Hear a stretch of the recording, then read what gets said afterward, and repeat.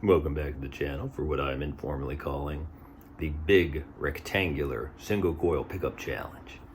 This is a G&L ASAT Special Tribute with Jumbo Magnetic Field Design MFD pickups. This is a Gretsch Streamliner Junior Jet Club G2215 P90 with a P90 in the neck. And this is a Squier Classic Vibe 60s Jazzmaster. So as you can see, though the Gretsch does have a humbucker in the bridge, otherwise these guitars have big, rectangular, single coil pickups. They may look similar, but they are quite different in construction.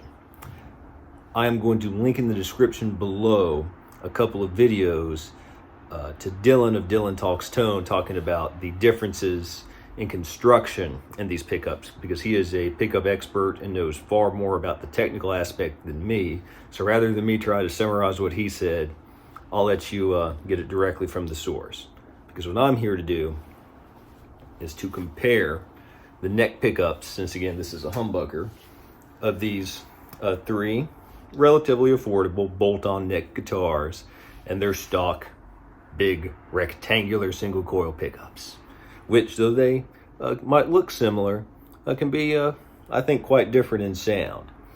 So I will play several blind sound samples through a Vox AC10 and a variety of pedals, and you can hear for yourself the differences and which you might like the best. So we will not waste any time and get straight to that. Then we'll come back here with the answer.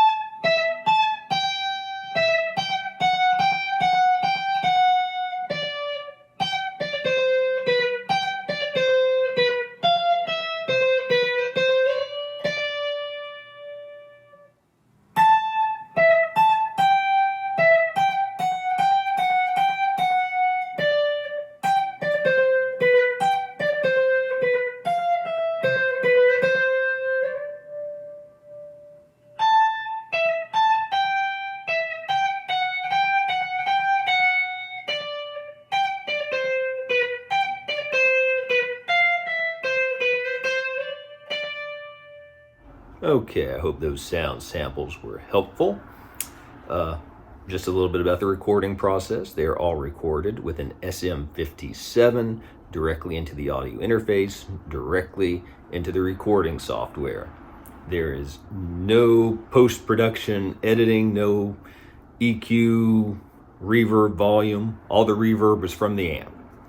So my point is, as it is with most of the videos on my channel, to just show you what these guitars would sound like if you went home to your home studio or bedroom or wherever, plugged them in and played them.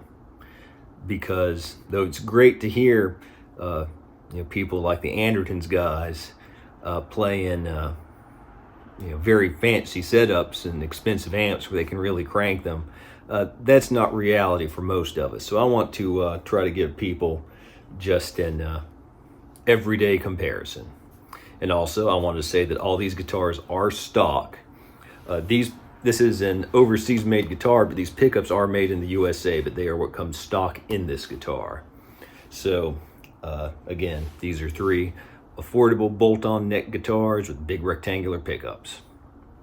So with no further build-up, guitar A was the G&L with the magnetic field design jumbo pickup. Guitar B was the Gretsch with the P90. And guitar C was the Jazzmaster. Everyone can have their own opinions on how they sound. I thought they all sounded great. Personally, maybe those sound samples didn't best play to the Jazzmaster's strengths because it's known for its jangle, but of course there's people that play great leads with it, like Nels Cline of Wilco and his solo music. But I thought they all sounded great. This guitar, I've said before, these might be my favorite overall pickups in any guitar I own, because it's an oversimplification. I think that it has the, relative to this test, a lot of the thickness and girth of the P90 combined with the articulation of the Jazzmaster, and really is the best of both worlds. Of course, there's different guitars I like better for different particular applications, but just in general, this is one of my, if not my favorite, one of my very favorites in terms of the sound. But I thought they all sounded great.